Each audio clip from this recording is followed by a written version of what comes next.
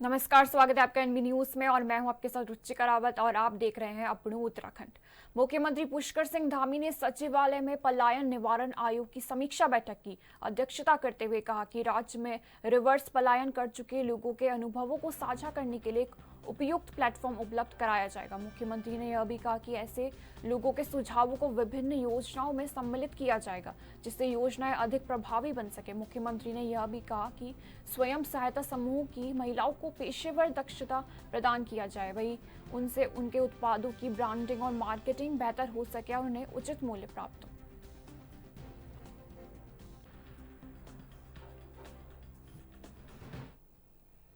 भारत पाक तनाव के बीच उत्तराखंड सरकार हाई अलर्ट पे है। मुख्यमंत्री पुष्कर सिंह धामी ने शुक्रवार को सचिवालय में हाई लेवल मीटिंग कर सभी अधिकारियों को हर स्थिति के लिए तैयार रहने के निर्देश दिए। राज्य में डॉक्टरों, स्वास्थ्य कर्मी और अधिकारियों की छुट्टियां रद्द कर दी गई। वहीं सीमावर्ती क्षेत्रों में विदेश सतर्कता के आदेश हैं। सभी अस्पतालों में दवाई, सर्जिकल उपकरण और खाद्य सामग्री का पर्याप्त भंडारण करने को कहा। वहीं राहत बचाव दलों को तैयार रखा गया। अफवाहों से बचने और सही जानकारी देने के लिए सूचना विभाग को सक्रिय रहने के निर्देश दिए।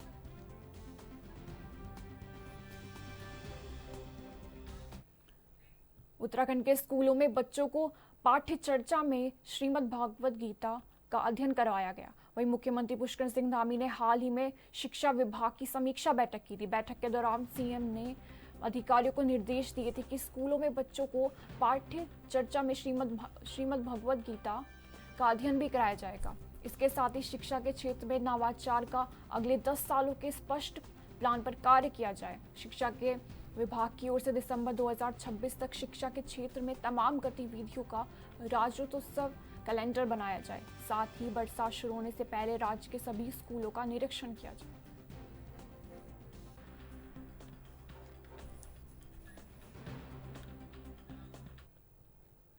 उत्तराखंड की 4 धाम यात्रा से जुड़ी बड़ी राहत की खबर है। भारत पाक तनाव के कारण शनिवार को सुबह हेलीकॉप्टर सेवा को एनओसी नहीं मिलने से यात्रा बाधित हो गई थी, लेकिन अब सभी 4 धामों में हेली सर्विसेज को फिर से बहाल कर दिया गया।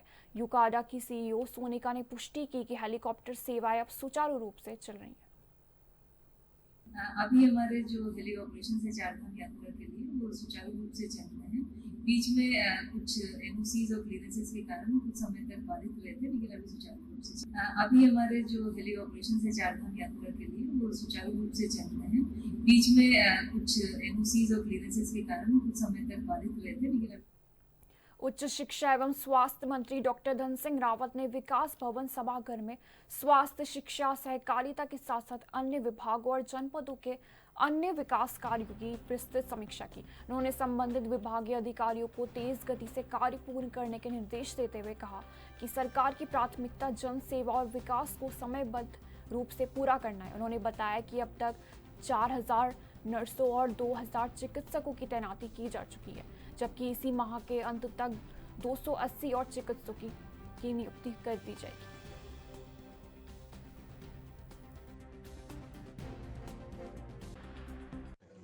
क्या कुछ दिशा निर्देश आपके हैं? देखिए, आज पौड़ी जनपद के हमने अपने तीनों विभाग की समीक्षा ली है और मुझे बताते बड़ी खुशी है कि पूरे जिले में लगभग 50,000 से ज़्यादा किसानों को 0% पे ऋण दे चुके हैं। 1000 से ज़्यादा समूह को हम अभी तक ऋण दे चुके हैं और ये किसानों के लिए बहुत बड़ी योजना है। अभी हम किसानों को 80% सब्सिडी पे पॉली हाउस दे रहे हैं और 20% कोऑपरेटिव से उनको डेप्टल करा के किसान को 0% पे मिल जाएगी। तो मेरा जितने भी हमारे पौड़ी के किसान भाई उनसे निवेदन है कि वो इस योजना का जरूर लाभ लें। स्वास्थ्य विभाग में अभी तक हम पौड़ी जिले में 1 लाख लोगों का निःशुल्क इलाज करा चुके हैं। यहाँ पे अब डॉक्टरों की भी कमी नहीं है। हम डॉक्टरों के आवास भी बनाने जा रहे हैं। अब 100% हमने यहाँ पे डॉक्टर दे दिए। यहाँ पे एक्सरे टेक्नीशियन भी भेज दिए हैं। यहाँ पे एएनएम भी पूरे हो गए हैं। यहाँ पे वार्ड वाइज देने थे हमको, आज ही हमने निर्णय किया कि 25 वार्ड वाइज यहाँ लगाए जाएंगे। साथ में हमारी नर्सिंग स्टाफ पूरा हो गया है। यहाँ पे एक्सरे मशीन से लेके और सिटी स्कैन मशीन तक सारी सुविधाएं हैं। कल ही हमने पौड़ी में ब्लड बैंक को भी शुरू कर दिया है। तो आप पौड़ी में किसी भी आदमी को अब इलाज कराने की कोई दिक्कत नहीं होगी। और हम ये भी कर रहे हैं कि यहाँ डॉक्टरों के लिए आवास भी दिए जाएंगे। यहाँ पे जो इमरजेंसी हमारी ओटी होती है और इमरजेंसी में जो मरीज आते हैं उसके लिए भी हम यहाँ पे नया भवन बनाएंगे, उसके भी DPR के लिए मैंने आज कह दिया। भारत और पाकिस्तान में लगातार तनाव देखा जा रहा है। उत्तराखंड के सभी अस्पतालों को हाई अलर्ट में रखा जा देखिए, आपने गया। देखा होगा कि कल ही हमने एक SOP जारी कर दी कि हमारे जितने भी डॉक्टर्स हैं उनको ये कहा है कि जो छुट्टी है उनकी छुट्टियां जो है हमने कह दिया कि वो सब वापस लौट जाए और सबको हाई अलर्ट पे रखा है। कभी भी अगर कोई दिक्कत होती है तो हमारे सारे हॉस्पिटलों में सारी व्यवस्थाएँ चुस्त दुरुस्त रखी गई। और कुछ वही पहलगाम में हुए आतंकी हमले के बाद भारतीय सेना ने पाकिस्तान में घुसकर आतंकी ठिकानों को ऑपरेशन सिंदूर के तहत नष्ट किया है और कई आतंकी इस हमले में मारे गए। इसको देखते हुए उत्तराखंड में चल रही चारधाम यात्रा में सुरक्षा को बढ़ा दिया गया। उत्तराखंड सरकार में राज्य मंत्री मधु भट्ट ने कहा कि ऑपरेशन सिंदूर के बाद चारों धामों में सुरक्षा को बढ़ा दिया गया है। पूरे देश से श्रद्धालु चारधाम यात्रा के लिए आ रहे हैं, उनकी सुरक्षा की पूरी जिम्मेदारी हमारी है। और इसको देखते हुए मुख्यमंत्री पुष्कर सिंह धामी ने सभी धामों में सुरक्षा को चाक चौबंद कर दिया है। चार धाम में आने वाले सभी श्रद्धालुओं के लिए सुरक्षा के पुख्ता इंतजाम।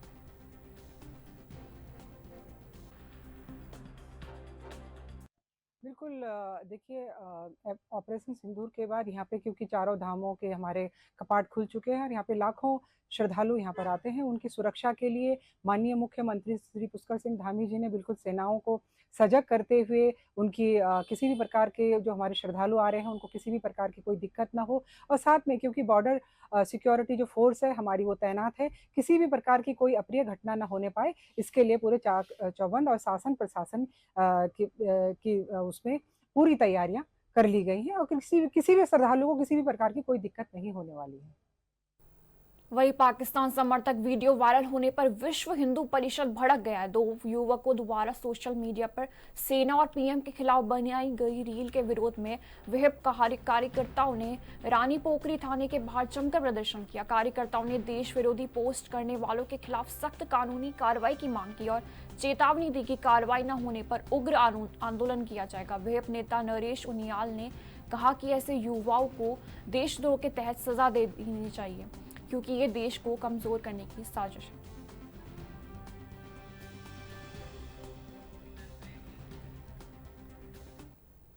वक्त हो गया छोटे से ब्रेक का, फौरन लौटेंगे।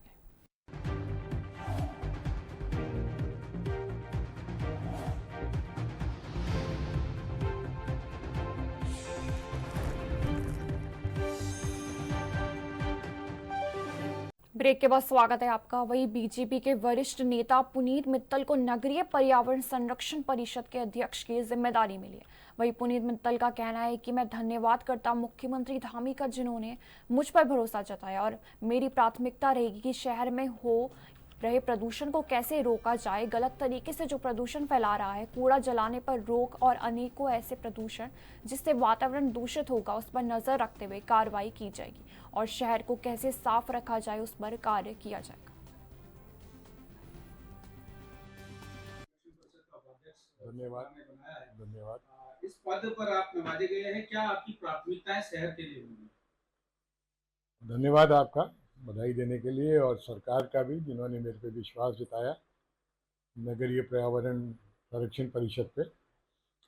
बेसिकली जो नगर में पॉल्यूशन हम लोग फैला रहे हैं या किसी भी कारणों से हो रहा है उसको कंट्रोल करना प्राथमिकता रहेगी तथा जो नगर या नगर पंचायत हो गई या नगर परिषद हो गए, इनकी जितने भी हमारे नगर निगम हो गए, मैं मेयर या अध्यक्ष सबसे निवेदन करूंगा कि अपने अपने क्षेत्र में ग्रीनरी की तरफ थोड़ा ध्यान दें, प्लांटेशन करें और जो कूड़े का निस्तारण है उसको यथासंभव कायदे से करें। सूखा और गीला जो अपना कूड़ा है उसको अलग अलग करके। और इसके लिए मैं पब्लिक से भी एक निवेदन करूंगा कि अपने कूड़े का निस्तारण हम लोग बड़े ध्यानपूर्वक करें, सूखे और गीले को अलग करें। कहीं जगह खाली पड़ी है या कोई कोना है वहाँ पर गमला रख दें या कहीं पर पेड़ लगा दें और पर्यावरण को सुरक्षित करें। खुले में कूड़ा ना जलाएं। आजकल एक प्रवृत्ति हो गई है, कूड़ा जला भी इकट्ठा हुआ और जला देते हैं, इससे पूरा वातावरण दूषित होता है। मेरा सबसे आपके माध्यम से कहना है, कूड़े को उसका निस्तारण करें, ठीक से करें, जलाएं ना, और पेड़ पौधे अतिशीघ्र लगाएं। प्रदेश में 30 अप्रैल से चारधाम यात्रा गतिमान है। चारधाम यात्रा के प्रति लोगों में भारी उत्साह देखने को मिला है और मात्र 9 दिन में अभी तक चारों धामों में करीब 4 लाख से अधिक तीर्थयात्री दर्शन कर चुके हैं। इसी को लेकर भाजपा के प्रदेश प्रवक्ता हनी पाठक का कहना है कि मुख्यमंत्री पुष्कर सिंह धामी की सरकार के द्वारा जो व्यवस्थाएं चारधाम यात्रा में की गई है उससे सभी श्रद्धालुओं को अच्छी व्यवस्था मिल रही है और इसी का नतीजा है कि प्रदेश में लगातार तीर्थाटन बढ़ रहा है, लोगों को रोजगार मिल रहा है और यहाँ आने वाले समय में उत्तराखंड की आर्थिकी के लिए भी अच्छे संकेत हैं।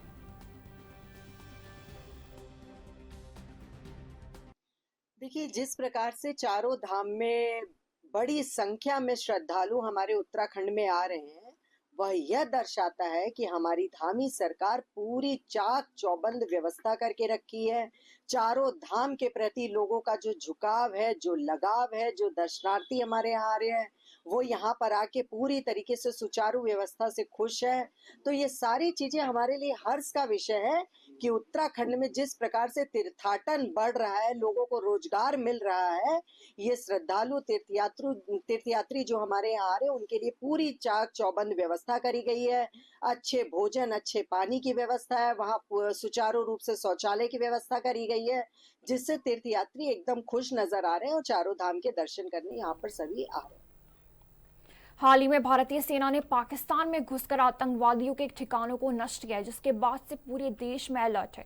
इसको देखते हुए उत्तराखंड में भी अलर्ट रखा गया है। चारधाम यात्रा को देखते हुए सुरक्षा की ओर पुख्ता इंतजाम किए गए।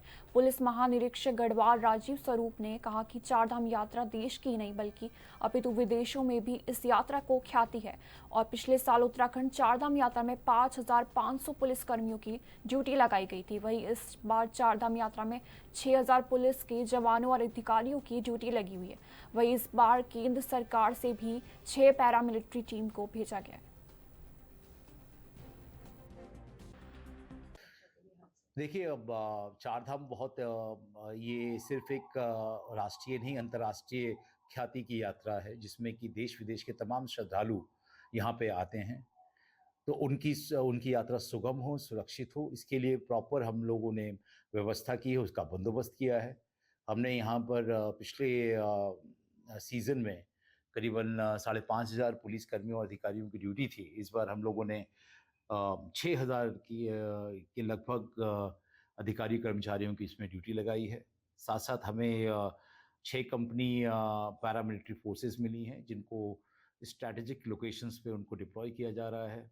और जैसा कि हम बिल्कुल अवेयर हैं कि कोई भी ऐसी कोई अनटूवर्ड इंसिडेंट्स श्रद्धालुओं के साथ ना हो, तो इसके लिए हमने अपनी आतंकवादी विरोधी दस्ता ATS की 11 टीम्स को डिप्लॉय किया है। साथ साथ सादी वर्दी में भी हमने अपने पुलिसकर्मियों को डिप्लॉय किया है, ताकि जो भी अवांछित लोग हैं उन पे नज़र रखी जाए।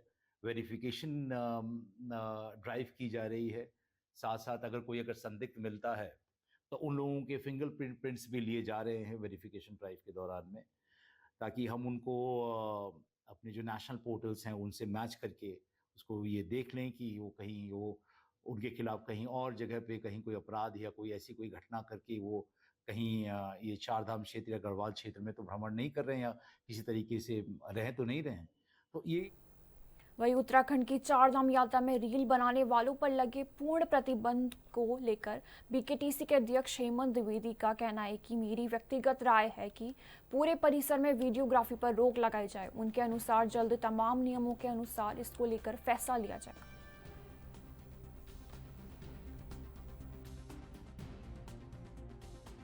आपका जोर रहेगा कि इस पर रोक लगी?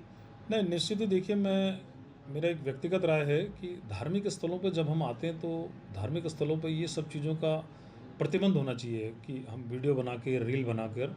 इस पर हम शासन प्रशासन और अपने मंदिर कमेटी के साथ एक बैठक करेंगे। आज तो पहला दिन है, कार्यभार संभाला, लेकिन मेरी व्यक्तिगत राय है कि उस प्रेमिसेस में ये सब चीज़ों को प्रतिबंधित होना चाहिए, क्योंकि इसके कारण से क्या है कि भीड़ भी ओवर क्राउड रहती है और दर्शनों को लेकर भी जो है कि तीर्थयात्रियों में भी दिक्कत का सामना, क्योंकि वो जगह जो है वो सीमित स्थान है और वहाँ पर अधिक संख्या में जब फुटफॉल जब मूवमेंट होता है तो मूवमेंट रील और उसके कारण जो है कि तीर्थयात्री जो है कि वहाँ पर रुके रहते हैं, उस कारण से काफ़ी दिक्कतें भी होती हैं। तो उसको लेकर हम सब बैठकर इस पर कुछ चर्चा करेंगे, बात करेंगे, और मेरा व्यक्तिगत मानना है कि जो है कि ये सब चीज़ों पर प्रतिबंध होना चाहिए। वही देहरादून में रिस्पना और बिंदाल नदी प्रमुख है। इन नदियों के साथ ही सीजनल नालों में अगर कोई भी कूड़ा कचरा डालेगा तो उसे भारी जुर्माना देना होगा। अगर नगर आयुक्त नमामि बंसल ने कहा कि नदी नालों में कोई कूड़ा ना डाल सके, इसके लिए व्यापक तैयारियां की गई हैं। साथ ही जो कूड़ा कचरा पहले से पड़ा हुआ है उसको जेसीबी के माध्यम से और मैन पावर के जरिए साफ किया जाएगा। नमामि बंसल ने कहा कि अगर कोई भी व्यक्ति नदियों के आसपास या नालों में कूड़ा डालते पकड़ा गया तो उसे भारी जुर्माना भुगतान होगा। उन्होंने कहा कि नदियों के पास चलित कूड़ा केंद्र बनाए गए, उसी में कूड़ा डंप करना।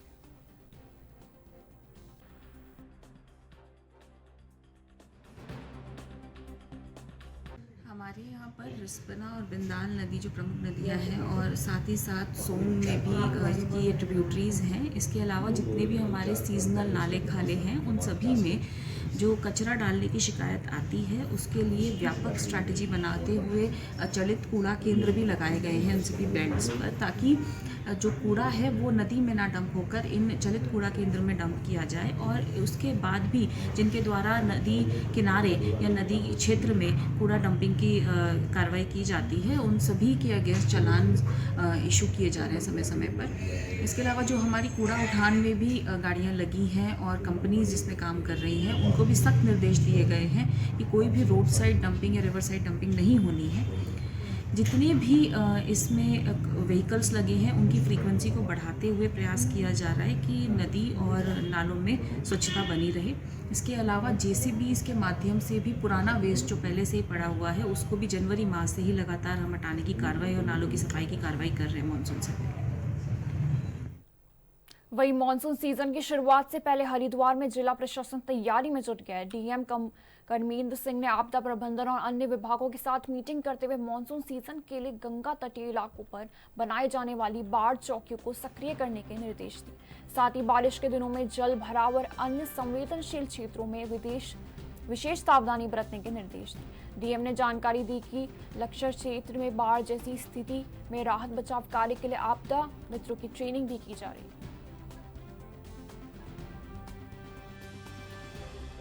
सभी संबंधित विभागों के साथ वार्ता की गई है और जहाँ जहाँ भी जनपद में आवश्यकता है जो भी आपदा की दृष्टि से उन सभी चीज़ों को एक्टिवेट किया जा रहा है। उसी के अंतर्गत हमारी बाढ़ चौकियाँ भी हैं, हमारे जो ड्रोन्स हमारे पास हैं वो भी हैं। उसके अलावा जो हमारा SDRF NDRF है उनका स्टेशनिंग है, ये सारी चीज़ें हैं उसके अंदर, उन सभी चीज़ों को एक्टिवेट किया जा रहा है। बाकी हमारे जो आपदा मित्र हैं उनको सेंसिटाइज किया जा रहा है, उनकी ट्रेनिंग्स भी हमारी चल रही हैं। चूँकि लक्सर क्षेत्र में बाढ़ ज़्यादा आती है तो लगातार पिछले 5-6 महीने से हम लोग लक्सर क्षेत्र के लिए सभी आपदा मित्रों की ट्रेनिंग कर रहे हैं ताकि वहाँ कोई भी अपनी स्थिति पैदा होती है तो उससे निपटा जा सके। वही देहरादून और आसपास के इलाकों में दोपहर बाद मौसम ने अचानक करवट ली। सुबह जहां तेज गर्मी से परेशान किया, वही दोपहर बाद तेज हवाओं के साथ झमाझम बारिश हुई। बारिश से तापमान में भारी गिरावट दर्ज की गई है, जिससे लोगों को गर्मी से राहत मिली।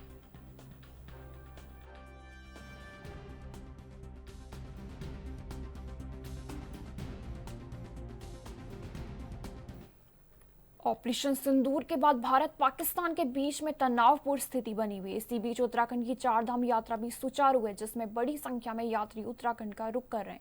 यात्रियों की सुरक्षा के दृष्टिगत उत्तराखंड पुलिस विभाग अलर्ट मोड पर है। IG law and order Nilesh Anand Bharne ने बताया कि यात्रियों की सुरक्षा के लिए बड़ी संख्या में पुलिस बल की तैनाती की गई। साथ ही बैरिकेड लगाकर लगातार चेकिंग अभियान भी चलाया जा रहा है। खासतौर पर बॉर्डर क्षेत्र पर पुलिस विभाग विशेष निगरानी बनाए हुए है।